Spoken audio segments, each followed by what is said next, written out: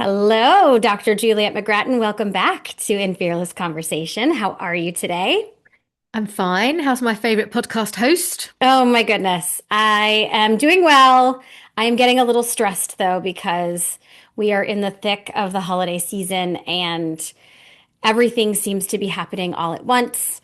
And that's why I'm so glad we are recording this episode today because you have some great tips for us for ways that we can stay active during this busy season of life because it seems like as women, it, the first thing that always kind of gets dropped off our list or falls off our plate is our our time for ourselves and our health, our exercise, our running.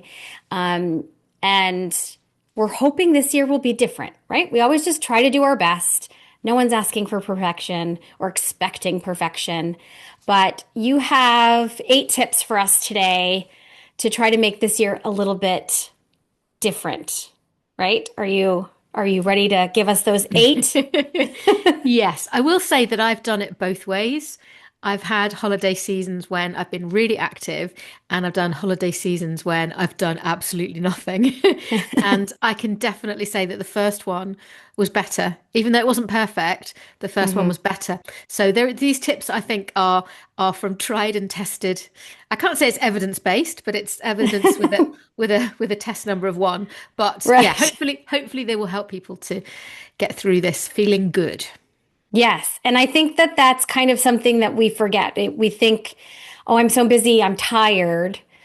I can't get myself to move and exercise, but actually the movement and the exercise gives us more energy. So it's almost kind of reversed and so actually I think that leads us right into the first one because the first one is mindset. Tell us what you mean by that. Yeah, I think it's just going at this with the right attitude and thinking about why you might want to be active through the holiday season. What will you get out of it? Because we want to exercise because it's something that we enjoy and because it makes us feel good and it helps us to cope with everything. So if we can go at it with that mindset rather than the, oh my goodness, it's just another thing to fit in. So think about what exercise does for you generally, whether it gives you more energy, whether it helps you sleep better, whether it helps you be more tolerant of other people, and just take all of those positives and think, okay, yeah, I can see how my exercise might help me through Christmas or whatever festivities you're celebrating. Yeah. And I think too, I loved what you said. It helps us tolerate people a little bit more. So true. Well, yeah, more true words have never been spoken. Um, but I also think that the mindset for like one thing I was just kind of thinking about when you were speaking about what is it? Why do we exercise? And it's about feeling good and being, our best selves. I think some people around this time of year tend to look at exercise as, well, I'm going to be eating more and kind of letting myself indulge. So I have to exercise more. And we know that that's not a healthy mindset, right? Like, Oh my goodness, yeah, yeah. right? Totally. I mean, yes, and it's an easy trap to fall into, isn't it? Earning your exercise or Mm. exercising so that you can eat more.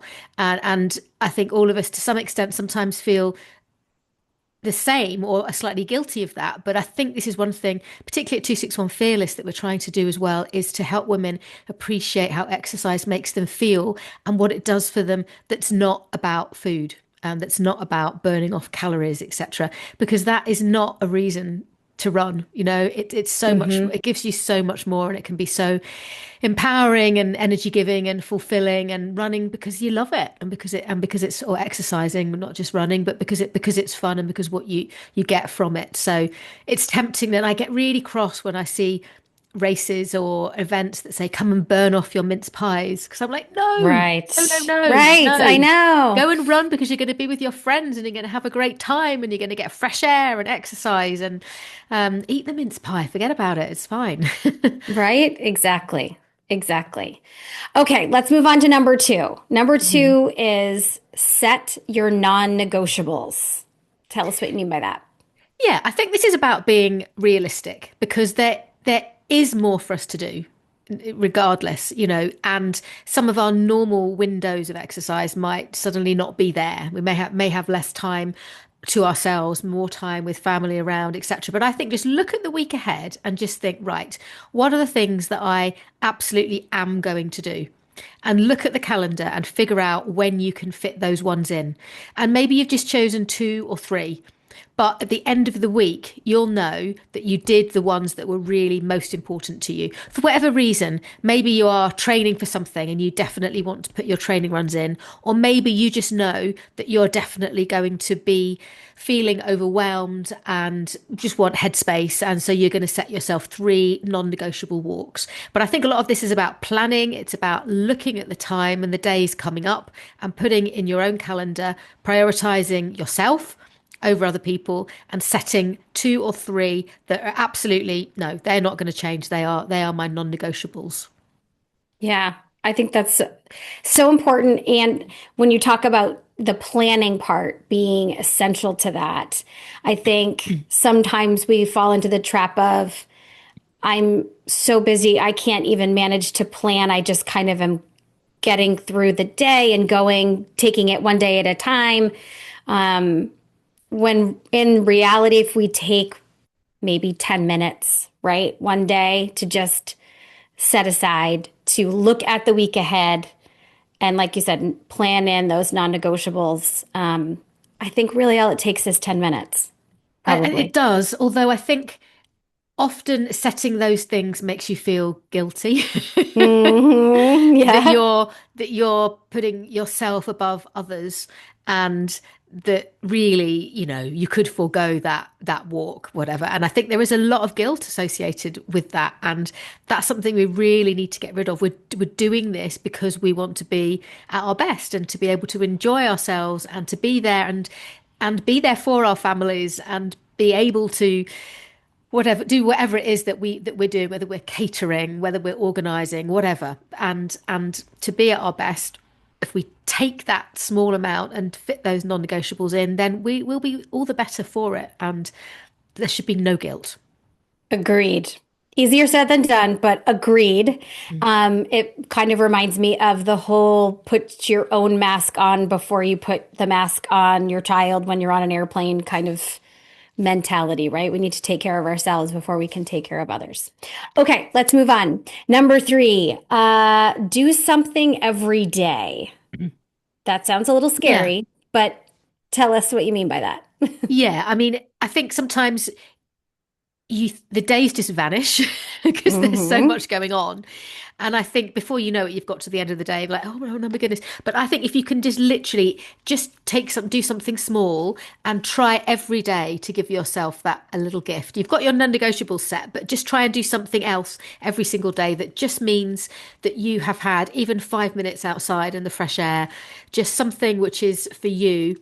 And my tip is to just do it early. Do it first thing in the morning before you get caught up with everything else, because that's when, everything gets carried away and you get to the end of the day and you haven't done anything. So my tip is to kind of build it in and do it early. Get something that's just for you. But try to get to the end of every day and think, oh yeah, I did that. I did that little 5-10 minute thing and that was just for me.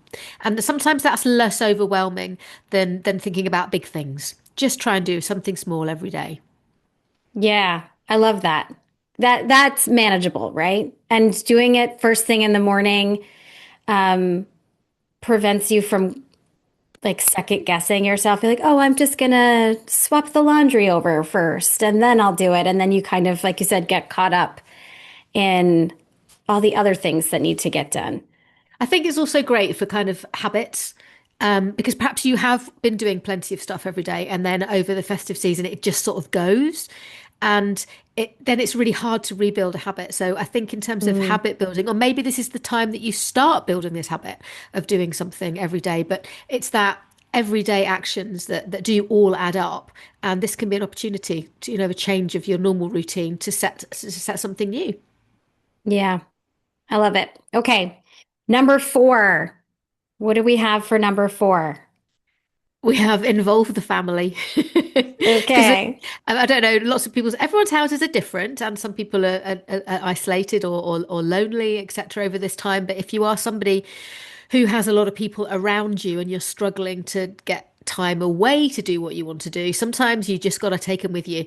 Um, that might just be setting up a game in the garden. It might be going for a walk together. It might be going on a bike ride or ice skating. And everybody can join in and everyone can have fun and that all counts. It might be that you normally do all your runs on your own or with a particular friend or at a running club, and you think of exercise specifically as that, but exercise can be so much more, and it's just can be moving your body and grabbing friends and family and playing a silly game or going for a big country walk or something is wonderful. It all counts. So let's make the most of it, and you can wear, if you've got young kids, you can wear them out at the same time.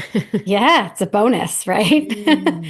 So really it's kind of being flexible with your ideas of exercise, right? And Yeah. And I think sometimes as a runner, that can be a bit hard because you sort of think, well, I've missed my run and this is what but actually anything that still raises your heart rate, that gets your breathing rate going, it's all training at the end of the day. And yes, it might look a little bit different over this time, but that's okay. Definitely Mhm. going and having fun and moving your body in any way, whether that's with friends or family or on your own, it's all fine. It all counts. Love it. Okay, number 5. You have phone a friend. I love that one. This this is my best one. This is the one I have to do. I have to message a friend and say, when are you free for a run this week? And she's like, oh, Thursday morning, 10 o'clock. And I'm like, yeah, okay, let's do it. And then that becomes a non-negotiable then, doesn't it? That becomes something Hmm. that you have to do and you will do and you're much more likely to achieve. And that is my trump card a lot of the time, because however much we like to think we're always motivated and full of willpower, we're often not. And my friend often says at the same time, I wouldn't have come if you hadn't have asked me and we hadn't have made this plan. Right. So if you're struggling, book something in. Book something in with one or two friends, and then you're much more likely to do it. That's a great suggestion. Absolutely. I could not agree more, right? It's the accountability piece. When you have set something up with someone, you are much more likely to show up. Um, And which, it's the therapy as well. When you do go out yes, together, you can de-stress and chat or right. moan or whatever. Exactly. Exactly. Excellent. Okay. Number 6, you have train clever. Tell us about that. Yeah, I think this is the idea that lots of us have, that you need to go out for a long time for it to be really effective training, that you need to run a certain distance or you need to be out for an hour or whatever. And this is very much to say, you know what, you can do very short, very effective workouts in a short space of time, 15, 20 minutes. And at this time of year when there is a lot going on, sometimes switching to those shorter ones is a really great idea. So it could be something, if you are a runner, it could be something like, you do 5-minute warm up jog and then you do some short intervals, or you go to a hill and you run up and down a hill a few times, and 15, 20 minutes, job done, back in, shower, carry on with the day. And I think the power of those really short, energy filled, high intensity workouts is amazing. You can still get that runner's high and that feeling of energy and empowerment and things from those short ones. So yeah, don't feel like you have, if you're not out for ages, it doesn't count. These ones can be really, really effective and time efficient. And again, do it first thing in the morning if you can. Get it done. Right. Get it in, get it done. I like that. Even the 20 minutes is effective. Okay, number 7. This is one that I've started doing thanks to you actually a while ago. This was your suggestion, which was reduce your sitting time. Tell us how we do that. I think you're standing up for this podcast, I aren't you? am Yeah, standing and up for this I normally podcast. am. I normally stand, and I'm actually sitting today. So, this is a very simple thing to do. If you just, maybe everything else is too overwhelming, or you just want to make your Christmas a bit healthier, and Hmm. generally in everyday life, but we're talking about holiday seasons and things now. Just don't sit down so much. When we're sitting down, our body goes into more of a kind of a storage sort of maintenance mode, and that over time can put us at a higher risk of diseases, particularly things like type 2 diabetes. So, yes, I'm not saying that you shouldn't sit on the sofa and watch your favorite movie, or you shouldn't spend time just hanging out and chilling out with friends, but just have a think, because sometimes this is a time of year when you do sit an awful lot. Maybe you're always around at people's houses, you're always sitting down, Mm. you're spending a lot of time in the car. Maybe if you're traveling to see friends and family, you're sitting for long periods of time at dinner tables. Just have a think about getting up every so often and moving around. Simple as that. Get up in the ad breaks if you're watching a movie. Be the one that goes to the front door when somebody knocks and delivers a parcel at the front door. And it's these tiny, tiny habits that at the time they seem like nothing, but if you get into the habit of them and do them over and over and over again, they can have a really big impact on your long-term health. So this is a great time to start it, but as I say, I'm not trying to ruin everyone's Christmas and tell them that they can't sit down. Just be mindful and break up your sitting time. That's all you have to do. Have an extra glass of water, so you need to get up to go visit the toilet. When you go to the toilet, go on Hmm. the toilet on the upstairs one rather than the downstairs one. Just these little tiny Mm. things that help to keep you reduce your sitting time. And it's a great one for the new year as well if you want a new habit. I love that. When you have to use the bathroom, use it upstairs rather than the one that's closest on the floor that you're on. Interesting. Hmm. Habit stacking. I like it. I do think Um, though, can I just say one thing on that? I do think there are some sure. people who it is a very chaotic time of year, especially Mm, maybe work related. If you're on your and they're on your feet all day and you think, oh my goodness, what would I would kill to just be sitting down all the time. And if that's the right. case, you've already got this one covered. So that's great. You can already tick that one off and be grateful that the job you do or the life you lead is one that keeps you on your feet. It's easy to be resentful of it, but actually it's probably doing you a lot of good. That's true. Yes, I know my mother, before she retired, was a hairstylist. So Hmm. she was on her feet all day long. And yeah, I like that. So if you are in one of those professions that you are on your feet all day long, check number 7 is done for you. And if you work from home and you sit at a desk all day, then perhaps a great item for your Christmas list or your holiday wish list is a standing desk. That was on my list not too long ago, and I absolutely love it. So You there get we go. used to it, don't you? It takes a bit of You time, but once you get it used to it, it just becomes normal. very true. Yes, very Mm. true. And mine kind of raises and lowers. So there are times when, Yeah. I can sit if I don't know, I've just finished my run and I'm just kind of coming and wanting to relax while I send some emails. That's okay too. We don't have to always be standing, like you said. Okay, Yes. last but not least, number 8, something is better than nothing. Yes, absolutely. And I think this is probably maybe the overriding message that this is a time of year when there's an awful lot of pressure on people. And what your exercise should never become is a pressure. It Mm, should be something you do because you enjoy it and you want to do it. But at the same time, it can be really hard to make time for it. So don't let this whole idea become a negative thing and another thing you have to do and another pressure. Just know that every small little thing you do counts and it all adds up, and just doing something is always better than doing nothing. It doesn't matter if you don't reach the targets that you've set. It doesn't matter if you're not completing all the things on your exercise sheet. Just try and do, as you said before, a little bit of something every day, but just know that something is better than nothing. It's a simple message, and hmm. we often say it, but it is actually really, really true.